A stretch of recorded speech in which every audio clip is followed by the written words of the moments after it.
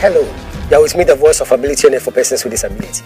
United Nations statistics estimate that over 600 million people live with disability globally, and over 400 million people live with disability in Africa. 40% of Africa's population are made up of people living with disability. 10 to 15% of school-age children in Africa live with disability. Ghana's population is over 32 million, and 8% are people living with disability. How does this impact on persons with disability in terms of policy formulation, marriage and family life, education, healthcare, employment, and so on? For those of us in the disability community, discrimination and stigmatization is the root cause of almost every challenge we face. However, success only comes to those who know how to overcome their challenges and not those who know how to avoid challenges. So join me, the voice of ability owner for persons with disability, as I navigate my way through the riveting stories, the unbelievable experiences, and the life-transforming journeys of persons with disability on the Helping Hand TV show.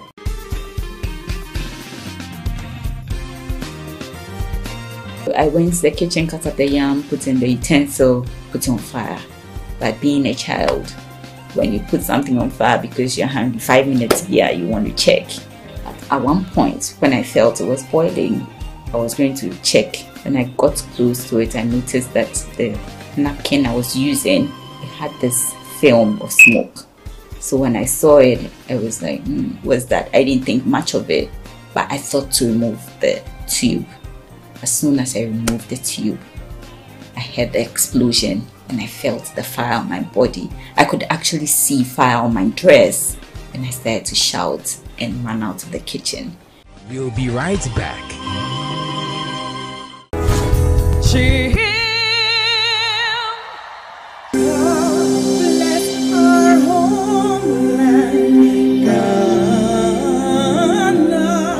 God bless our homeland, Ghana. It's happening here again on the soils of Ghana. The first ever, the best ever, the greatest ever, and the only prestigious award for persons with disability. It's the Christina Hackman Impact Leadership Awards. It's the 2026 edition of the prestigious Chill Awards. Right here in Ghana, West Africa. Distinguished ladies and gentlemen, it is finally here. It is the official opening for the nominations for the 2026 edition of the prestigious Christina Hackman Impact Leadership Awards, valid from 1st October to 31st of December 2025. Eligibility for the 2026 edition of the prestigious Chill Awards includes persons with disability or institutions of persons with disability who have made exceptional contributions and have demonstrated outstanding leadership in the disability community and national development in the following categories: 1. Education, 2. Entrepreneurship, and 3. Disability sports. To submit your nomination, kindly visit www.chillawards.com.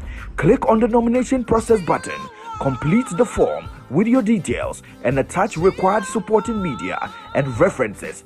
Then submit. Take your place in the noble race of change makers. It's the prestigious Christina Hackman Impact Leadership Awards, Chill Awards 2026.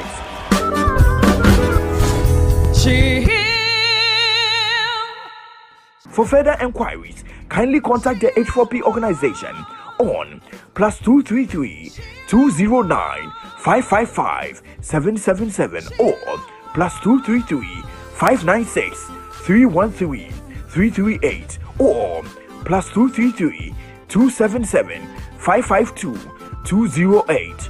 Remember, it's the official opening for nominations for the 2026 edition of the prestigious Christina Hackman Impact Leadership Awards from 1st October to 31st December 2025.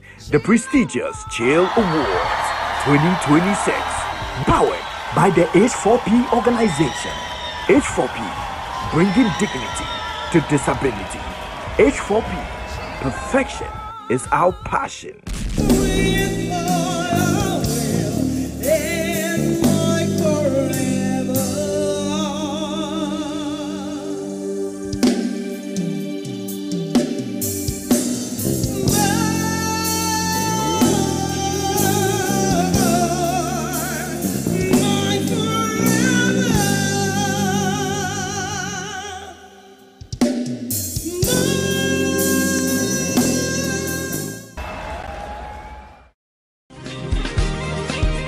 Welcome back.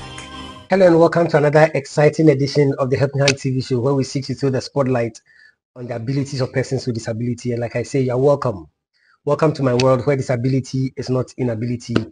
Special thanks to DV Unlimited Company Limited and FCC Fasti Chapel, my proud sponsors. And special thanks to you for always tuning in to your favorite show on TV. I'll go for a quick break. When I come back, I'll introduce you to today's episode. We'll be right back.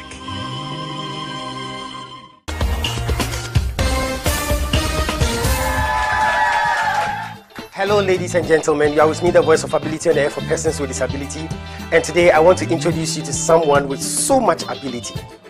Some people call her the greatest friend, others call her the sweet companion, and others still call her the faithful worker. She is dependable, reliable, and adorable, and she's committed to lending you a helping hand anytime, anywhere. Distinguished ladies and gentlemen, help me welcome DV Cleaners. DV Cleaners Alata Samana Shower Gels, DV Cleaners Aloe Vera Shower Gels, DV Cleaners Body Lotions, DV Cleaners Hair Shampoos, DV Cleaners Hair Conditioners, DV Cleaners Liquid Detergents, DV Cleaners Hand Wash, DV Cleaners Floor Cleaners, DV Cleaners Toilet Cleaners, DV Cleaners Cake Soaps, and now introducing DV Cleaners Hand Sanitizers. For bulk purchase, call us on +233 278 308 246 or +233 244 467 326. DV Cleaners, one of the top most made in Ghana products. DV Cleaners, proudly Ghanaian. And so remember that anytime you purchase any of the DV Cleaners range of products, you are lending a helping hand to a person with disability, and you are supporting H4P Organization's special advocacy for persons with disability. DV Cleaners, Nature's finest touch. Welcome back. A documentary on building hope beyond burns. In Ghana, burn injuries remain a significant public health issue, cutting across age, gender, and geography. Research shows that children account for nearly 40 to 50% of burn cases, largely from hot water, open flames, and domestic accidents. Adults, particularly those in high-risk occupations like driving, trading, or cooking with gas and kerosene, make up the remaining share. Gender differences are also telling. Women are slightly more affected than men, especially in household-related burns, while men are more likely to suffer burns from industrial, transport, or fuel-related accidents. The urban-rural divide also plays a role. In urban areas, gas explosions, electrical faults, and workplace accidents are more common causes, whilst in rural communities, open fire cooking, kerosene lamps, and bush burning lead to higher cases. Across both settings, survivors face not just physical scars, but also emotional, social, and financial challenges. The healing journey often involves repeated surgeries, strict avoidance of heat and sunlight, expensive medications, and lifelong scars. Social stigma, unemployment, and depression are common, which makes managing survivors a holistic task, addressing both their medical and psychological needs. Peer support groups, counseling, and vocational empowerment are critical to restoring dignity and hope. It is against this backdrop that the Voice of Ability on Air for Persons with Disability, Bishop Charles Kofi Hackman, shares the bright story of Judith Kato Addison, a burn survivor, advocate, and founder of Beyond Burns International. My name is Judith Kato Addison. I was born Judith Nautin Kamankra. I was born in Abosukai to Mr. Franklin Nia Yankra, who is late. and my mom was Nade Ankara. And we were a normal family. Back then, Apostokan was residential. It wasn't the poshest of areas to live in, but we had good relations with our neighbors, and I would play like every other child would. I had a sibling I lived with, Mercedes. She's my younger sister, and it was just a happy family, I guess. Nothing too special, but a lot of things happened over the time. From the ages of, let's say, 1 to about 8 years, I didn't think much of my future. You know, I just was being a regular kid, no proper aspirations or dreams. But there was a turning point in my life. You know, there was this time I came back from school. My dad had a friend over, and the man came, they were chatting. At some point, my dad was like, "Mommy, go and tell me the time." In class, I remember that they had told us that the time has everything to do with the 5 times table. If you know your 5 times table, you can read the time. And I got to the room and I was there for minutes. I wasn't coming out because I couldn't read and I couldn't remember my 5 times table. So at some point, my dad shouted, "Mommy, Ochepo, we are gas. Mommy, Ochepo, what is the time?" And I came in, was like, "Only time, read more. Can't you read the time?" I was standing there. He said, "Say your 5 times table." And I just stood there. I was like, 5, 1, 5, 5, 2, 12. That was all I could remember. And my dad was upset. He was livid. Especially because his friend was there. And he's also a Ghanaian.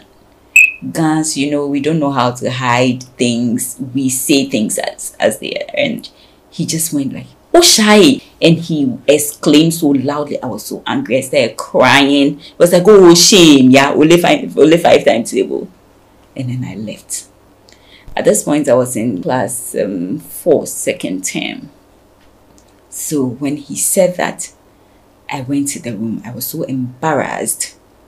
And that point was when I decided to take my times table, learn everything from 2 times to 12 times table. I took my student companion, started learning tenses so I could speak good English. Like, it was deliberate. Nobody said that was supposed to be done by me, but I just felt like I have to take charge, do something, you know, to change this. And I think that was the turning point in my life. We'll be right back.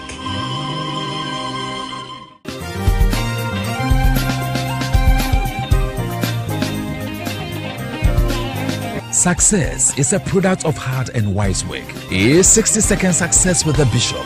Welcome to 60-second success with the Bishop, where I give you success nuggets for a successful life. It has been said that your health is your wealth, and that's very true. I believe that your greatest wealth is your health. Physical health has trickle-down effects, and it impacts other things in your life. Studies have shown that exercise can have positive effects on mental health. When you are healthy, you are successful. To be successful in your health, you must make changes to your lifestyle to improve areas like your sleep pattern, your energy levels, your endurance level, hydration, and many more. Your success in any area of your life is tied to your general well-being and health. Get healthy and get wealthy. It has taken 60 seconds for me to give you this success tip, but it will take more than 60 seconds for you to put it to work in your life. So start your journey to success now. Is 60-second success with the Bishop. Welcome back. Judith has transformed her personal tragedy into a powerful movement. Her journey began at just 10 years old when a devastating gas explosion left her with life-altering burn injuries. That single moment not only scarred her body, but also redefined her path in life. It was the beginning of a mission to challenge stigma restore dignity, and empower fellow burn survivors to rise above their trauma. 30th December 1996, I had come back from vacation class. I mentioned how I became so studious after that encounter with my dad's friend. And I loved school since then. You know, it was the one place that I started seeing or getting seen. Do you know how that affects you? Like when you feel like something is happening to you, this is where you're recognized or where you're loved. And it was happening in school. So I spent a lot of my time in school. Any activity, whether it's vacation class, extra class, whatever, I'm in. So it was December. We're supposed to be celebrating Christmas, but there was some classes that they were organizing somewhere in school, and I decided to be a part of it. I had come back one afternoon around 2 p.m. Come back and I was hungry. I hadn't eaten while I was in school for some reason I cannot remember. But when I got home, I wanted to eat. My mom had a shop right in front of the house at the time. So I got to her, told her I wanted to eat. She was like, oh, she'll make something for me. What do I want to eat? I was like, I want to eat yam. And she said she was going to make it for me. So I was like, I can make the yams. Don't worry, I'll do it. I'll just cut it up and put it on fire. So yes, we had this, and I knew that I could turn on the fire, put on, you know. So I went to the kitchen, cut up the yam, put in the utensil, put it on fire. But being a child, when you put something on fire because you're hungry, 5 minutes yeah, you want to check. At one point, when I felt it was boiling, I was going to check. When I got close to it, I noticed that the napkin I was using, it had this film of smoke. It was nothing alarming in my eyes. So when I saw it, I was like, was that? I didn't think much of it, but I thought to remove the tube. As soon as I removed the tube, I heard the explosion and I felt the fire on my body. I could actually see fire on my dress, and I started to shout and run out of the kitchen. There were some people in the house. They were playing cards at the time. So as soon as they heard me and saw me with the fire, everything, they just rushed to me. They fetched water from the tap and they poured it on me. And it wasn't too long. I mean, right now, there's so much that I know. You know, when something like this happens to someone, you are supposed to pour water continuously, you know, on the person for at least 10 to 20 minutes. Advisably 20 minutes to be able to bring the person. And this is just tap water, not cold water, nothing, just regular tap water. Pour it on the person. And they did it for a while, and then my dad had just walked into the house and he heard that something like this had happened to his child.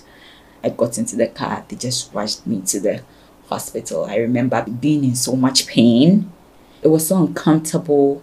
And you know, from Abosokan to Kolebu, you go through the back there, you see where the trees are, where the mortuary road is. You know, I could feel the cold air on my body. My skin was crawling, you know, it was so dry. I could feel it was so dry, and the air around my body. And at some point, it just felt like I was going to black out. And I was saying, Daddy, Mawo, you know, I want to sleep. And I mean, my dad was so terrified. Of course, he would say, don't sleep, you know, because he didn't want me to die in the process. But I said, like, Daddy, Mawo. And he was like, Mami, Kawo, you know, that thing. And I just went off for a while. We got to the hospital around 2:45 thereabout. And when we got to the hospital, I was supposed to enter theater for debridement, to clean and expose your wound so that you can start the healing process. I got there and there was no doctor at the time. So the nurses were like, we should wait. There was not even a ready bed for me. And I sat in the wheelchair that they had given me. My parents were around me. I was there for a while. When we got to the hospital, I was awake. But I was like, I'm hungry. Because I was making food. I hadn't eaten. And this had happened. So I was still hungry. I was in pain, but I was still hungry. I was like, I want to eat. And they're like, if we have to enter theater, I do not have to eat.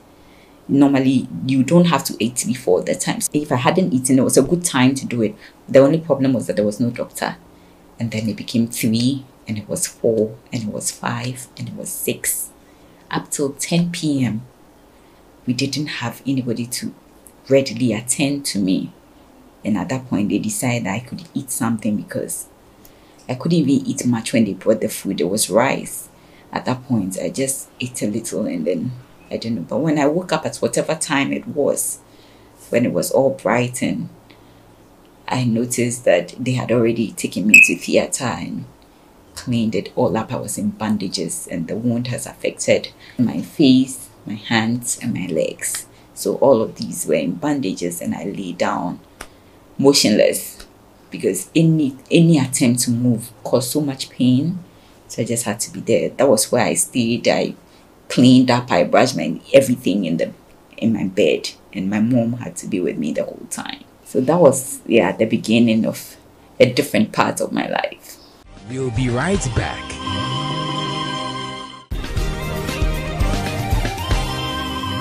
It's the music segment on the Helping Hand TV show.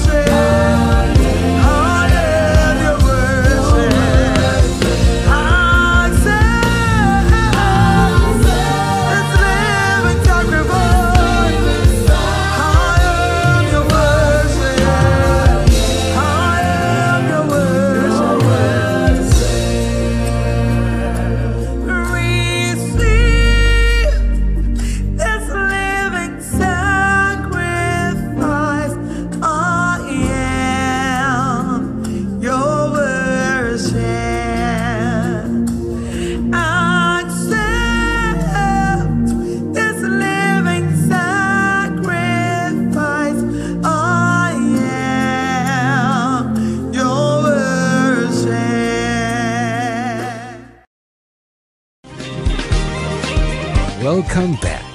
There was little to no structured psychological support, leaving her to grapple with trauma largely on her own, guided only by the strength of her parents. Yet, instead of retreating into silence, Judith chose resilience. She began to reconstruct her identity, not around pain, but around purpose. This happened over vacation period. So while I was in the hospital, it was vacation, I could take my time. But as the days went by, I noticed that this thing wasn't going to go away so quickly. I was in the hospital for a month and then 2 weeks. Back then, I'll be asleep while they were doing the dressing. But at this point, when we go for dressing, they expose the wounds and I could see clearly my hands and my legs. And so at this point, I could tell that this is no child's play. I might be here for a while. And so then I started worrying my parents. Would I go to school? When would I go to school? And they were like, you have to get better first. So my dad started asking the doctors how we could do this. And they're like, I couldn't walk to start with. So if I can walk, then we can start talking about getting me to go outside of the hospital. Although they will not advise me to go to school, so that at least I can go and heal from the house. Hearing that if I could walk, I could get out of the hospital, I thought then there was hope, you know. If I get out of the hospital, then it will be up to me to convince my parents to get me to go to school. So I just wanted to get one hurdle done first and then we chase the next. So I started doing physiotherapy. Long and short, I started doing physiotherapy with the nurses. I'll be sleeping and they'll come and call me that you should come and walk. The first time I did it, I thought I would never leave the hospital because it was impossible for me to drop my leg. Not to talk about walking. It was so painful. I cried so much. They were like, you said you want to go to school, you have to walk. You have to, you know, forgo or let go or forget the pain and walk. And I cried first day, second day they came, the third day they came. It was like every morning. And I would cry so much. But you know, the more you do this, the body has a way of trying to let you manage pain. You know, the more you handle pain. And I did it for like a week, another week. It got to a point where they want me to take 10 steps, basically, from my bed to the door. And I'll leave the hospital. So it got to a point where I just get off and then I hop, pa, pa, pa, pa, pa, pa, and I touch the door, pa, pa, pa, pa, pa, and come and sit down. It was at this point that I was allowed to leave the hospital, when I could just do it quickly because I couldn't stand on my leg. And later on, I figured that it wasn't something I was going to be able to do easily in 1 year, in 2 years, in 3 years, because it was something that stuck with me for a long time. After I left the hospital, I couldn't stand. Even when I went to school, I couldn't stand. Many times it would be assembly or something, I had a seat where I'll be sitting because I had bandages and all that. But yes, it was when I was able to touch the door, then they were like, okay, I can go home and then start coming to the hospital from there. Caring for a burn survivor can place a profound strain on families, emotionally, financially, and in the countless hours of devoted treatment and rehabilitation. Yet, through sacrifice, resilience, and love, these families become pillars of strength, paving the way for remarkable stories of healing and hope. Burns are expensive. To be in the hospital in that many bandages, you need a lot of antibiotics. You need dressing, you know, constant dressing. You have to buy this medicine and that medication to improve wound healing and all of that. My mom spent most of her life with me. She would leave the hospital at 8 p.m. by which time they expect that I should be asleep, and then she'll be there before I wake up, you know. So I became my mom's life, you know. But my dad had to go to work and bring the money that would help my treatment. When I came home and I noticed that my dad's car, what I knew he used to have, wasn't there. He had sold it to, try and balance out things at the hospital. It was later he got himself another car that he was using. But yes, Benz are very expensive, so he needed to go to work to make sure that I could be taken care of. Yeah, but it took a big toll on my family, definitely, financially, emotionally, and the fact that they didn't know how best to reconnect with me. I think that was a big thing. Yeah. We were at home one day, just when we were about to finish class 6. My dad came home and said he had seen a school on the Ofankor Road, and it's such a good school, and it is a good school. So my dad was like, no, it's a boarding school. I'm like, yes, I want to go to the school. It was like, if you go to the boarding school, you will not come home. I'm like, I understand the concept of boarding school. I want to go there. So at this point, my dad started trying to make it look like, oh, it's not that much of a good school like that, because he felt like I couldn't go to a boarding facility, mainly because I was still in my bandages. So my dad didn't want me to go to a place where I'll be so confined and they don't even get access to me. There'll be very limited access if there was any. He just wanted to discourage the idea, but it was already stuck in my mind. And I started saying, Daddy, I want to go to Daddy, when am I going to the boarding school? Daddy, when am... So then he told me that if I would write their exam and pass, then I could go. And when he said that, I was so happy because there's no way in this world I'm not passing that exam. So then I started learning towards that. So we went to write the exam while the children were on vacation. I passed. My dad really had to make moves towards me going to the school. When we got to the school, every administrative process had been undergone and I was ready to step into the classroom. So they pointed the class to me, that was a class. I was supposed to wait for a teacher, but in my excitement, I walked into the class by myself. And when I got there, what happened was not something I like to repeat. It was unfortunate because kids were not aware of what had happened to me and they didn't know me. And so the shock factor was always there for anybody. I mean, even adults, they get a shock when they see me, but they are adults, so they would have to try and handle it better. But for the children, they had to say how they felt about it. And that was where it got a bit messy because they asked me to literally walk out of their class, like leave their classroom eventually. And I stood there and I cried. I cried so hard. My dad heard me crying and he was livid. My dad was like, what is going on? He went to the principal, like he was banging. My dad was flipping tables, literally. They came, of course, to get me from the class. And when my dad cooled down a bit, he told me, Mommy, let's go home. I'm like, no, I won't go. He's like, at least we have to leave the school. I'll find you another school. I'm like, I want to be here. And he was like, they're going to do that to you. They're going to bully you. I'm like, I want to be here. And he kept quiet. I was like, if you stay here, they're going to bully you. He said, I'll be fine. And he didn't know what to do. He was frustrated because I wasn't coming with him. But I don't know, something in me told me I had to be there. I can't be there. I can manage it, So I decided to stay. That was one school that I learned to live with burns.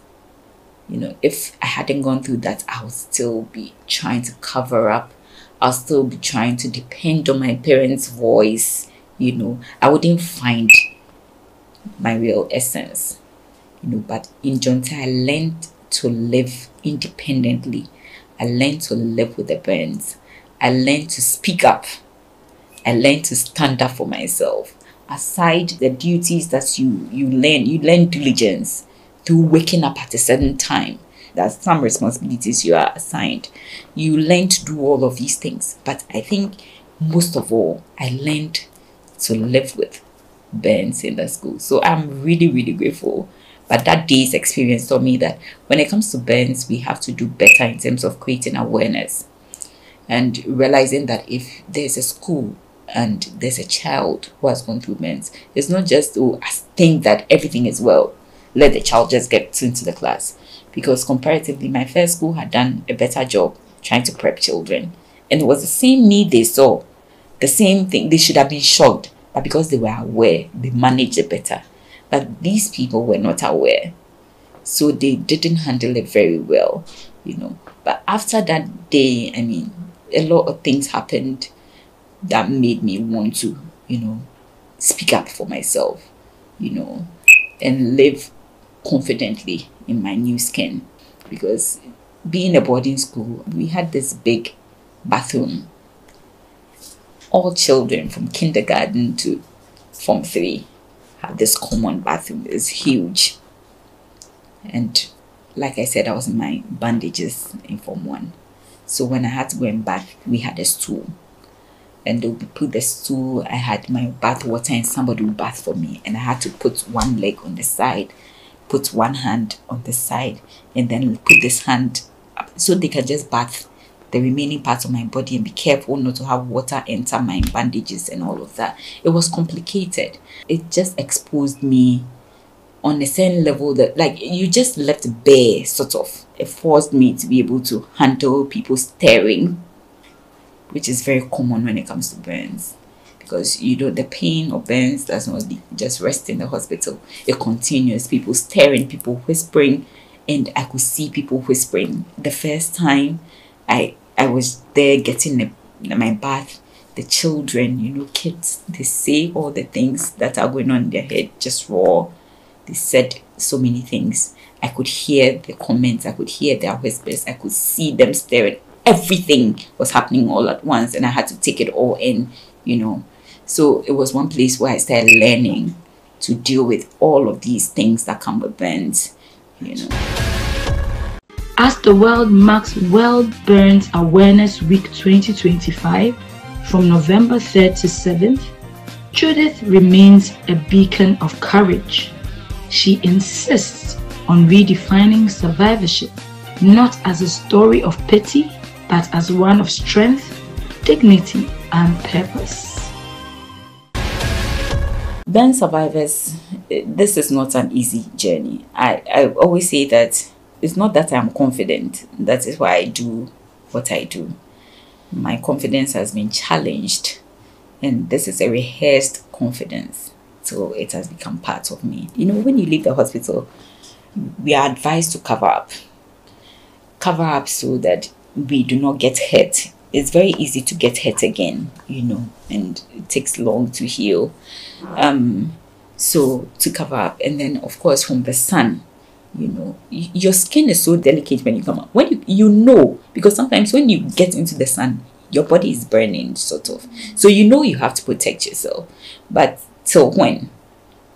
This happened in class 6, but by the time I got to Form 2, these are teenage years. Well, I was 12 when I was in Form 2, but a lot of my mates were 13 and 14. And around this time, they had these nice spaghetti tops, wearing jeans or wearing some shorts and sneakers, or wearing a short skirt and sneakers. And it seemed like I was wearing the same dress all the time. And I didn't like it. And it was those things that made me feel like, why must I be dressed this way? So one day I decided to get back into my old clothes, like wear one of the skirts that I used to wear before the burns. And I wore it. And I wanted to step out. Already wearing this long gown, every time people come, oh, Judith, apply. I used to hear all of these things. But that day I wore the short skirt.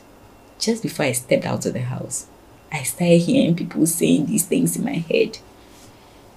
And I went back and I wore my jalabia, my long dress. So when I did that the first time, after like 3 days, I wanted to wear the skirt again. I wore it. I got to the gate. I went back and wore my dress. So this happened for like 6 months of me trying to wear the skirt and me not being able to step outside of the house with it. One day I wore the skirt. My friend was waiting for me to go to Mobile. Back then, we didn't have Total, was Mobile at the time. I wanted to go and buy ice cream. When I stepped out, she didn't say anything. It was clearly not wearing my usual uniform. And we walked together. We got to the Ubechebilamte, where my house was. Just walk to the street. That is the street before the roundabout. I heard people saying all sorts of things. One thing that is commonly said, oh, nice girl to say in life, I say, oh, I did not send a life, oh, I send the skin crowd, say I'm not bad. People are just expressing how they feel. I don't have to strain to hear what these people are saying. I can just hear. When I got home, I was thinking, do you really want to deal with this? I don't want to deal with this, but at the same time, why must I deal with it? Because I don't intend for this to be the last time I wear a short skirt. So then the question was very pressing for me. And I started deciding that whenever I feel like I'm in a good mood, in a mood that can face their comments, I'll wear what I like. If I feel like today I'm feeling a bit vulnerable, I'm going to wear long. And this is something I also did for months, of trying to balance it out till the point where I can literally just model away while I heard you making the comment, and it was still fine. So this is why we do this show, to bring dignity to disability, to bring hope to those who are hopeless. So all those who contribute to H4P through our mobile money system, thank you so much for helping us do this job. God richly bless you. If you are not yet part of those who help H4P through the mobile money system, I think it's time for you to decide to be a help to the Helping Hand TV show. You can also support H4P in bringing dignity to disability. Give today via our MTN mobile money on +233 596 313 338. The name is H4P. You can also send your donations via bank transfer. Fidelity Bank Ghana Limited, Rich Towers Branch, Accra, Ghana. Account name is H4P Helping Hand Project Fund. The account number is 20-900-308-70805. You can also visit our website h4porganization.org for more information. Thank you and God richly bless you. H4P, bringing dignity to disability. H4P, perfection is our passion.